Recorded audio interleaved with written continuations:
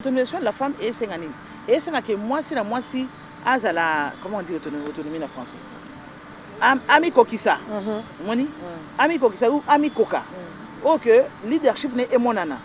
Ce qui est sali kambo akiko salango. Ce qui alingi, ce qui ressources ezali, moi si a accéder facilement dans les ressources euroko zala. Moi si aza capable ya contrôler les kambo oya zo sala. Azala mutu azo zo décision pour na esika oya vandi. Azala mutu azo la kisanzela.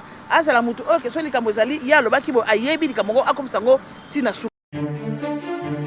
Et sengeli basi ba pe ko tanga ba pe ko koma. Ba dépasser niveau wana ba kena ba classe tina likolo. Ba fungola ba sala makambo obana bali ba osala. Et ko permettre bango ba za la pe autonome. Mutu ya mwasi na mutu mobali ekisini. Mutu ya mwasi eko sala makambo ebele na mbala moko par rapport na mobali. Ndenge to lambaka.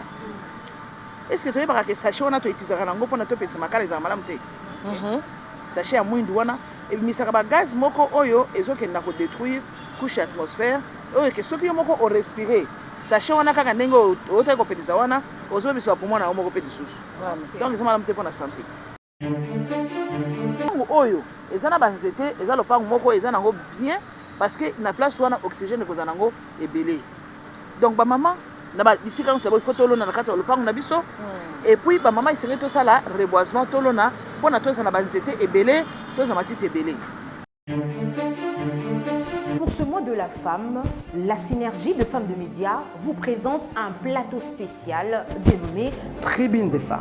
Reçoit pour vous toutes les femmes de tendances confondues. Et ça le 8 mars, et ça lit moins mon bimba ya mars. Tu dis tout le bikila, nous nous bossons ba maman, ba pani, ba mochi salou, ba femme députée, ba ministre, ba DG. Nous sommes là pour vous.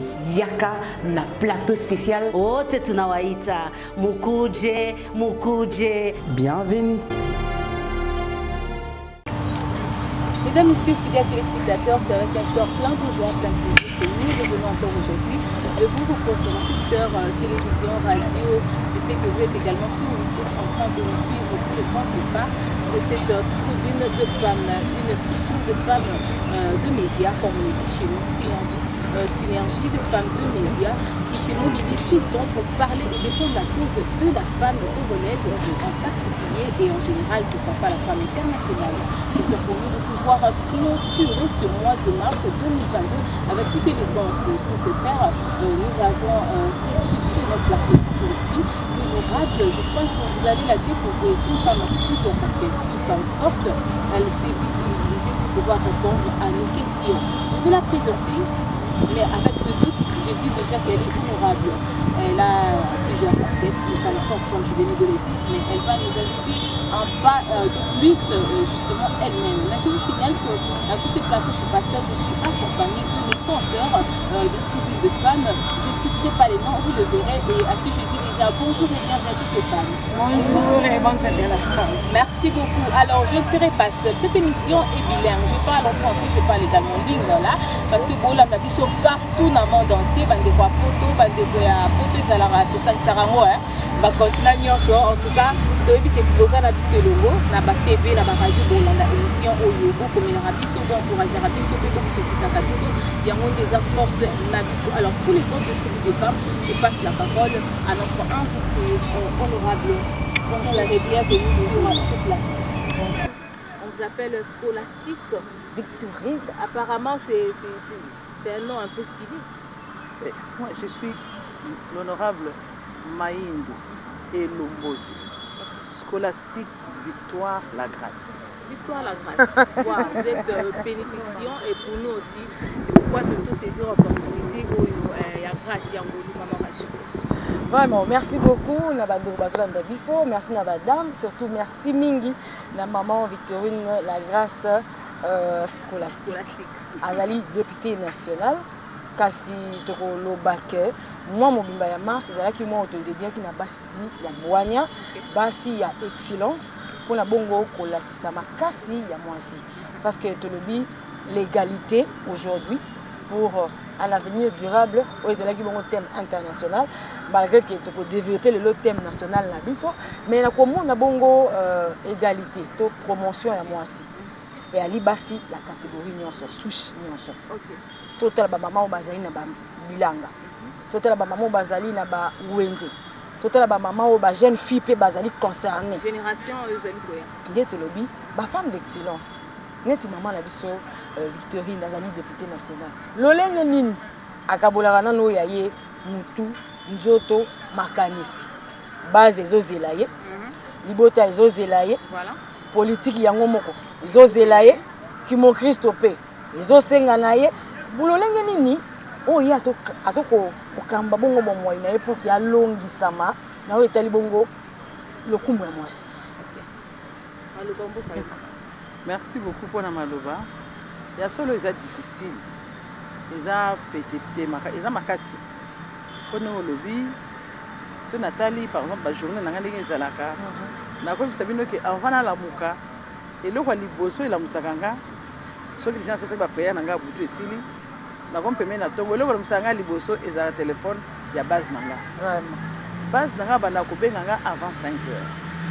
Donc on fait un est donc écart et heure et ça décalage horaire et ça 1 heure ça ne sert à rien je me dis d'accord on va monter le sur monde dans le temps et pas de tani qui n'a tika kaka voilà bah la musanga partir avant 5 heures si 5 heures on a tito comme 6 heures au moins on a comme 7 heures là ça résout le problème au moins 4 5 6 7 il y a base va benga qui likamboboye moins activité songolo le quoi on a autant aussi ça activité il y a mois de la femme la sisa qui ango avant-hier la tindaki équipe nanga kendeki ba travailler na lokutu pe na basoko leo na tonto ba bengi ba binanga lobi tango bazongi na lokutu ba mamba lobi omoni formation sala ki wana ya mukolo ya journée la femme on a biso msutu zaki to kwato zaki te biso pe to eli susu to rapport na wana bandi yango na tongo siko ndenge au résoudre problème ya base au soleli na bamboka nyeso za kuna po epananga base za quand même munene za ba secteur rebelé na za na 8 secteurs et chefferie tant on a sisi wana des sikola tellement makamondako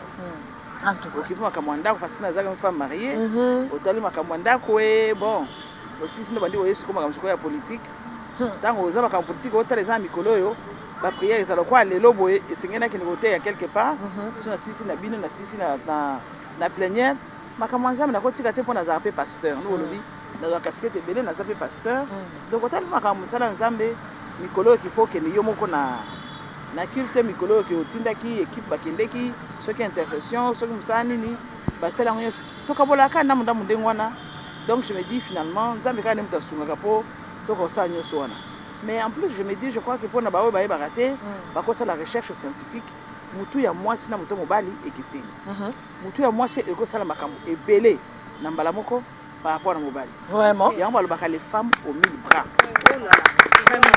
Merci beaucoup maman pour cette réponse. Je pense que tu as attaqué vif sujet. En tout cas, tu as un sujet ou alors on a thème national. On a parlé de l'apport de la femme sur les changements climatiques. Alors, vu l'environnement, les mois ça pour traverser, déjà l'environnement ferme, l'environnement ouvert. Alors, quel est votre regard? Cette lutte-là, et que ça a vraiment une réussite, la femme parviendra à apporter son apport sur les changements climatiques réellement et ça sera jusqu'à quelques lieux.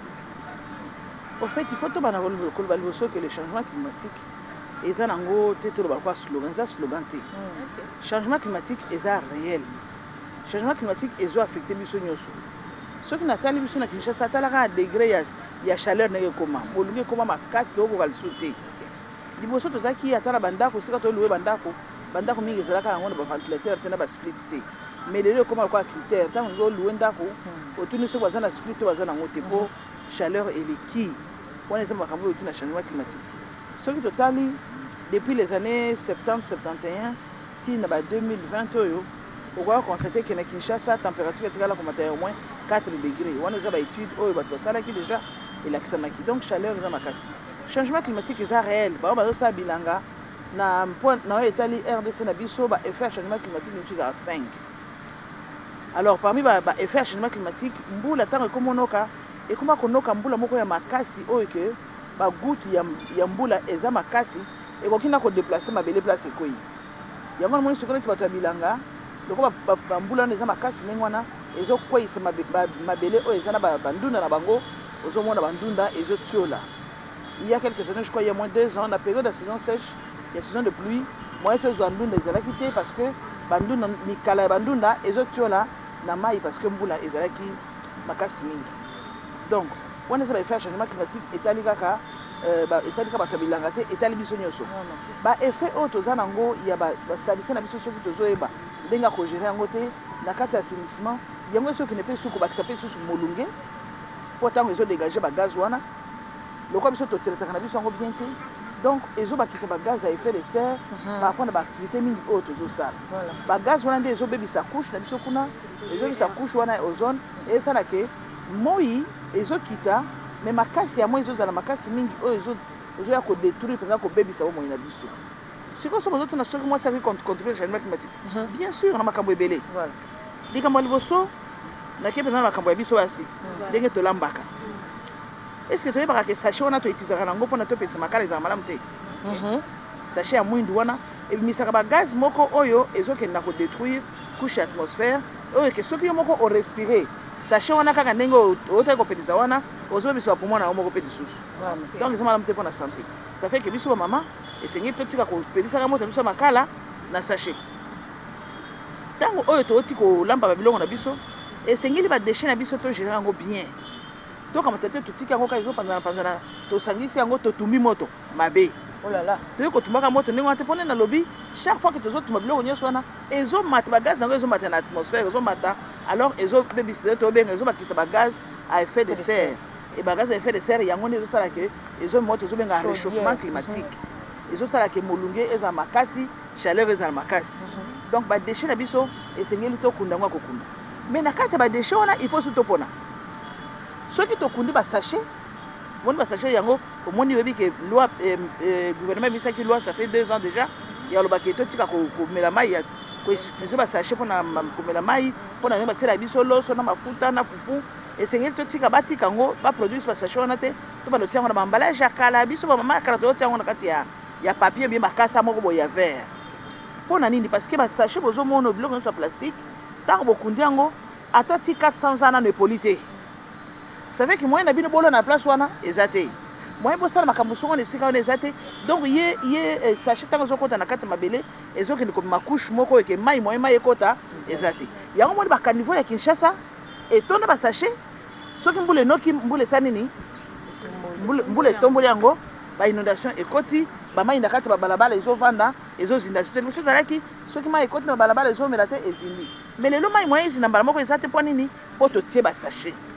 Donc pour l'autre on a toujours que moi c'est moi ça contribue moi makambo moi ça akosala voilà moi si azo éduquer bana na ye pona lobaki moi ningi za na bana makambo na lobi awa bana basa nini basala ngote et loko oyo ezo sunga un peu na kata changement climatique pour diminuer ezala ba réchauffement climatique wana na ba faire ngo musuza nini ezanzité donc biso ba maman soki to comprendre ezo absorber gaz à effet de serre wana lokola CO2 lokola soufre donc nzete ezo melango bakasi ezomelango ezopesa biso oxygène oyo tozopemela ya malamu.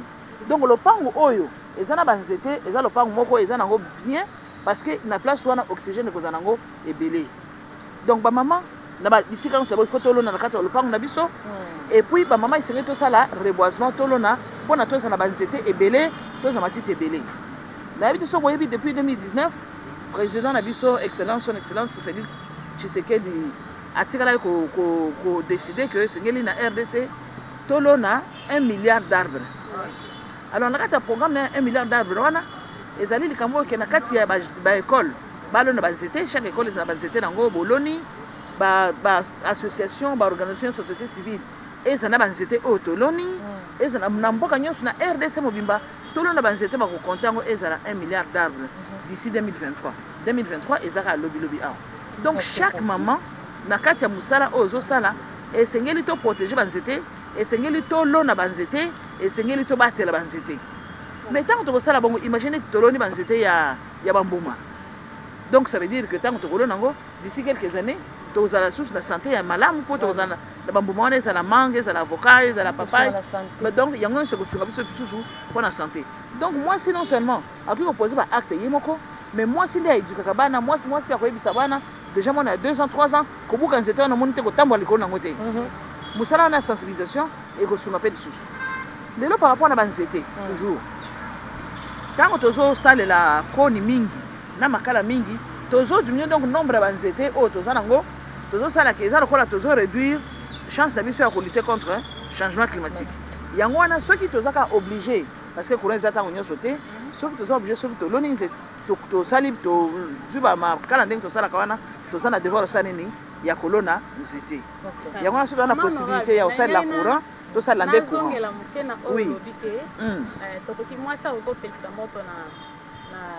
na sachet te eza malamu te bon sikoyo en tant que maman okoki kopesa bamama litei nini eloko nini bakobanda opelisa nango moto na makala moto ya makala bango chasse parce que biso toyebike kaka chasse nde topelisaka nango moto en tout cas sachet eza mabe mpenza sachet eza mabe mais eza na biloko batekaka wana bapelisaka nango moto babulu wana bo bapenga yango nini na swahili nabosani komona yango me batekaka babulu wana soki otia yango ataka mwa mokebo na makala yango nde kosunga mpona kopelisa makala bien bongo kopelisa na pétrole nde totiaka pétrole na allumette soki otie pétrole na allumette okende okosala pétrole na allumette pétrole déjà eza bien te ndenge wana mpe mais soki osala yango kaka mokie ekozalaka même moins nocif ke kosala ndenge tosalaka basachet wana boye po tosala sachet ebele sachet wana ya mwindu. Voilà, merci beaucoup. Toujours évolué déjà. Oui, mafuta sachet papier mouchoir no mafuta mbila pe bapelisa nango yango yango nyonso eza bien te mais eza na effet moins que kosalela pa mpona basachet wana ndenge tosalelaka. Alors, maman Yasmine retourne à mon na yo na yebi que maman otikopeta c'était là on a retenu eza plus éduqué parce que lorsque la maman a transmettre un message na bana pona koyebisa mwana na mibali po mibali pe bayeba ngo te makamwana c'est ça voilà donc moi ça la musala munene ya kosala maman Yasmine oko retourne déjà motuna na yo motuna na nga mingi ekei côté ya bonzambe mama lobi aza pasteur kotala bamangoma mosusu oyo bapesaka mwasi minisa kote ya te lokwa yo oza mama motei pito okoki kose défendre ndenge nini pouve biso mingimingi na bible po yo nayebi ke oza moto ya domaine ebeyebi esika no ovandeli biso bamisusu tozalaka mpe na mposa toleka toteya mais déjà toyokake kuna babi basi bateya te tovandi kaka te lokwa yo déjà ozwa ndingisa ya koteya mpe liboso ya batata eloko ni ya malamu okoki kopesa biso bato oyo tozozela epuis na bible makasi nini okoki kopesa biso on a besoin de se défendre. Toujours la même Bible. Tant que Saint-Esprit qui t'a dit la Bible, tant que Saint-Esprit qui t'a dit le batu, au bazaki na kati chambre haute. Bazaki 120 personnes, Bible écoute le bas, y compris les femmes. Donc Saint-Esprit a rien à sexité. Zamba a rien à sexité. Donc Zamba a eu qu'à utiliser les moutonniers sur la ligne à utiliser naï. Tant que Saint-Esprit qui t'a là qui bangolo quoi et benga, de temps na kati Bible. Et si comme on te écoute que non Saint-Esprit qui t'a là qui mibali, a tika qui basi. Saint-Esprit qui t'a qui pas batunyoso. Basi bazalaki mbali bazalaki yango na nzambe aiti soki nzambe azo iteze kutu nzambe kutu lobi soki bokumisinga te même babanga yaki bo donc nzambe mona yaki donc mabanga ekoza valeur koleka biso bato ya créer vous pensez que mabanga eza na importance c'est pas nzambe kolika les femmes je ne pense pas donc rien que ça donc je me dis eza question moko batu je me dangi na ba ignorance te même bala mingi eza la kata msusu likambo oyo bokotaki nango na profondeur te bosali yango mpenza recherche mpona kende découvrir yango mais sinon comme je dis là lelo oyo soki mwasi azaka na importance te mbele yesu atikaka kotema na nzela ya mwasi te la femme samaritaine nalobaka wana ye nazalaki kutu premier évangéliste na kati ya Jean 4 mwasi wana ntango oyo mpo évangéliste c'est quoi eza kopesa bonne nouvelle osikoyo mama wana oyo bazalaki na Jean 4 wana esika oyo yesu ayebisi makambo nyonso titititi bible ebi na biso na Jean 4 soki tanda verset 29-30 kokuta ke atiki babiloko nazalaki nango ake na mboka kokende koyebisa bato boya kokutana na mutu oyo azobala nga makambo nanga nyonso ya vie bato mpe bayebi bible elobi bato wana ntango bayeba yoki yesu balobi tondimeli ye kaka mpona oyo ye alobaki te kasi mpo biso moko toyoki omoni donc ça veut dire que eza nango likambo moko ya pasi te eza eloko oyo ke soki otala komona esika wana mwasi wana azali nde na biso bino ntango yesu asekwaki epa na mwasi nde yesu alakisamaki ye aponaki be ayebisi mwasi alobi kende koyebisa bandeko na ngai na galile tokutana bango kuna bible wana mpe koto oke dans l'assemblée des saints que la femme se taise tosukaka oui na kati ya esika wana ke l'assemblée des saints que la femme se taise omoni wana ezalaka na kati ya 1 Corinthiens chapitre 11 ezalaki contexte moko ya mboka wana il y a beaucoup de choses on a kati ya bible ndenge eza wana eza likambo esalamaki na esika songolo bozwi yango boextrapole yango bogénéralise yango C'était juste ça. Maman, mon là, moi pantalon, sur au commis Jézabel, automatiquement. Et puis, la chair, au bengo Jézabel. On est là encore question de ignorance. C'est la question d'ignorance. Parce que il y a Nakati 1 Corinthiens 11 ans justement, ce qui tu as que ceux qui ont appelé ça qui ont le voile, et pas moi aussi. Donc, il y a une Bible justement la place sur la pexa qui que les hommes allaient témoigner ça à Kovo. C'est voilé on est à Kitambala. Balobi Kitambala, Balobi tout la Kitambala. Mais ce qui tika na 1 Corinthiens 11 ans, au qui tika que les cheveux constituent voile pour la moitié. Mais maman n'a eu peine à faire ça maloba. Tu dis autant que ça rémission à tribune de femmes et la rémission moi il y a savoir, il y a connaissance. Débat aussi. Au moment où tu as invité maloba, tu dis maman maloba s'est exprimé pour matière à zo bimisa ondé en même bisopé et zo pour ajouter un plus. Alors tombe là dans l'émission à Boyer et zo senga que Hollandi zo partager au tindeli pe baninga ba na ignorance de maman espinateur ba acquérir fait connaissance. Alors dans le droit de l'homme, dans la résolution pacifique des conflits et dans la démocratie, Nabandaki on a 1998, quand on a chargé un fonds décentralisé pour le développement dans l'ambassade du Canada, qui projet moko programme moko ya coopération canadienne. Et dès là ici quand on a des femmes politiques belé, na ba politique et belé parce que je commençais à travailler dans la démocratie. À partir de ce moment-là, on a déjà côtoyé la politique et donc on a commencé à politique pour participer à l'activité, pour ça la intervention, on a visité belé, mais on a présenté que na adhéra qui na parti politique mo songolo. Mais on a déjà dans la monde politique, on a déjà évolué dans la monde politique. Pour on a comme député, on a que Nazaki suppléante, il y a maman Eve Bazaïba. Autant qu'il y a commis, comme vice-premier ministre, dès qu'on a eu dans le Parlement, dans la place où il y a Zalaki. Voilà. Non, mais par exemple, quand je dis, je suis. Vous voyez, par exemple, hier, on a terminé tard. Donc en rentrant, j'étais très fatiguée. Mais quand ma base a commencé à me réveiller ce matin, je dis. Qui m'a envoyé? Vraiment, ça, c'est quelle vie? Vraiment. En tant que femme mariée, tu réponds à tout. Je me dis, ça, c'est quelle vie? Tu ne peux pas te reposer. Les gens qui habitent chez moi me disent toujours, mais vraiment soit validé ici, soit donc voté pour que nous puissions maintenant commencer à fonctionner comme les différents corps professionnels qui existent. Ça permettra qu'on puisse avoir plus de régulation et qu'on puisse aussi aller plus de l'avant dans tout ce qui est coopération, tout ce qui est règlement et même pour les actions qu'on peut faire en tant qu'ordre. Moi, je suis de la RATELIKI, radio-télévision Kimbanguiste. Je me nomme au nom de Christelle Zola. En général, en fait, nous avons fait un mois de la femme chaque année. Mais donc, comme si tu comprends que maman, mi ba monde en cas lokola moi yakola tama puta. Donc, et là qu'on ni ba maman, ba qui comprendre, ba qui retenir pour le mois de mars pour la fête de maman. À part ça, il y a un adage balobaka moi si atopesi nyoso bomengo ya tunda kayangote. Donc juste ça. Merci. Okay, mais on peut dire que je prends juste moi de la femme Yamboula O par exemple. À partir il y a thème d'un papier qui wana boui même thème national. Tant au total nous avons parlé dans le cadre il y a thème national. Toloba qui kamotali autonomisation de la femme face à changement climatique et puis bah risque il y a catastrophe. Alors je me dis autonomisation de la femme et c'est gagnant. Et c'est que moi si azala comment on dit autonomie en français. Ami kokisa. Moni ami kokisa ou ami koka. Ok, leadership n'est émonana. Ce qui est sali kambo akiko salango. Ce qui alingi, ce qui a ressources ezali, moi si a accéder facilement dans les ressources euroko zala. Moi si aza capable ya ko contrôler les kambo oyazo sala. Aza la mutu azo a décision pour na esika oya vandi. Aza la mutu azo la kisanzela. Aza la mutu ok so les kambo zali ya lobaki bo ayebi les kambo akomsango tina suka. Oleza la kaka que non. Moi si pour ça likambo il faut qu'à dépendre tant que nyosoke atuna ka mobali azali na lobaka wana soki likambo zali soki mwana mobali azali te moi c'est considéré que sika azali akausa likambo côté pour attention quand voyager il faudrait kaka ba tindike ba pousser les sous le long ba banque ezali ba banque epesa biso ba signongo te pona nini po banque asenga kandako biso baso za biso souvent na bandako te alors moi na biso epesa biso crédit ezate bon soki tozo bunda poto manette na banque que le plus important c'est que le crédit et c'est qu'il va développer des services des produits et qui pour nabiso basi on a peut améliorer l'autonomisation nabiso et c'est qu'il va se ba ko tanga ba ko koma ba dépasser niveau wana ba kena ba classe tina likolo ba fungola ba sala makambo ba na bal ba osala et ko permettre bango ba za la autonome plus moi si aza autonome plus nanda ko na ko za bien po bana na ye makambo santé ya bana etala ko maman biloko kolia nanda ko etala ba maman makambo même bilamba bana makambo ebele nanda ko etala ka maman donc plus moi si ko za autonome plus nda ko wana ko za bien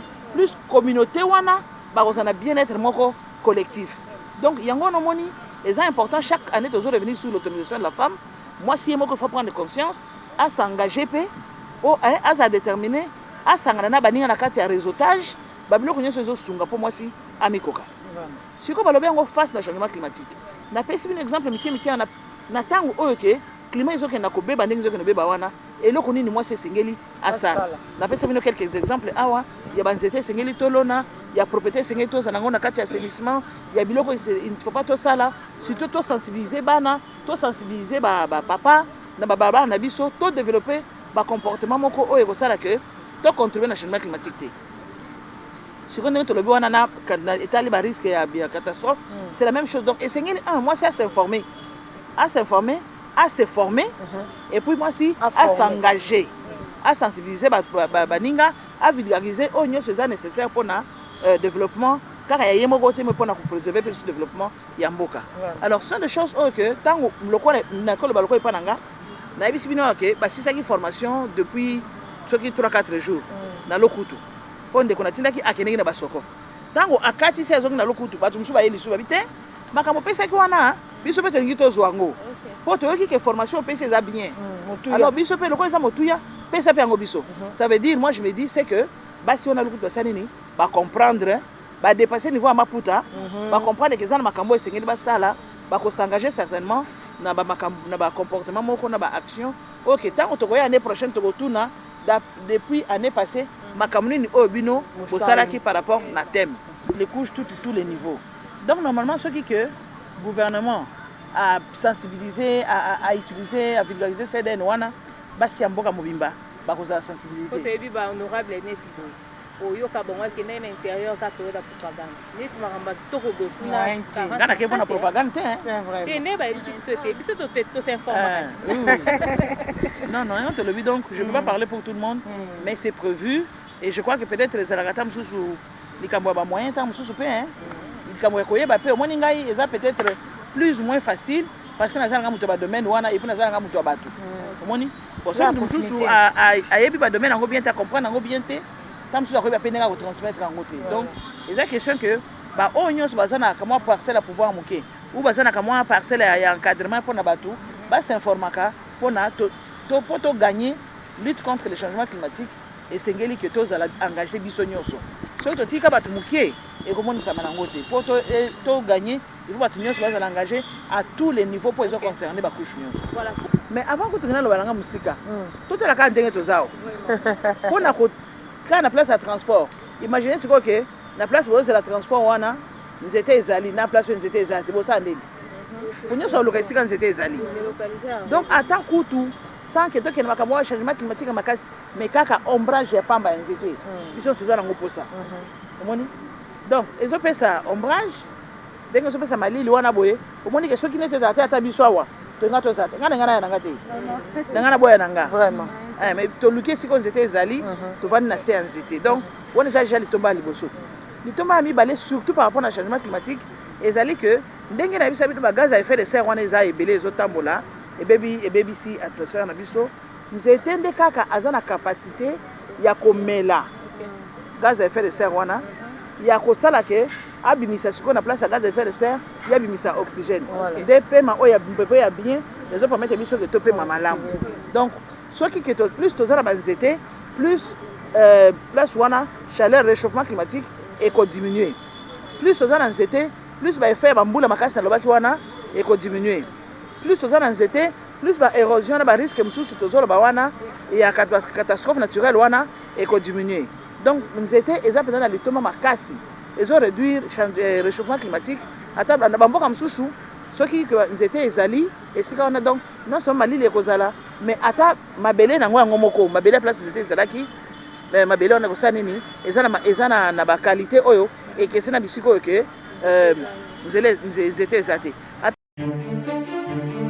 Pour ce mois de la femme, la synergie de femmes de médias vous présente un plateau spécial dénommé Tribune des femmes reçoit pour vous toutes les femmes de tendances confondues. ezalaka kaka le 8 mars te ezali mwa mobimba ya mars. Tudi tunu bikila nous bonso ba mamu bampani ba mochisalu ba femme député ba ministre ba DG.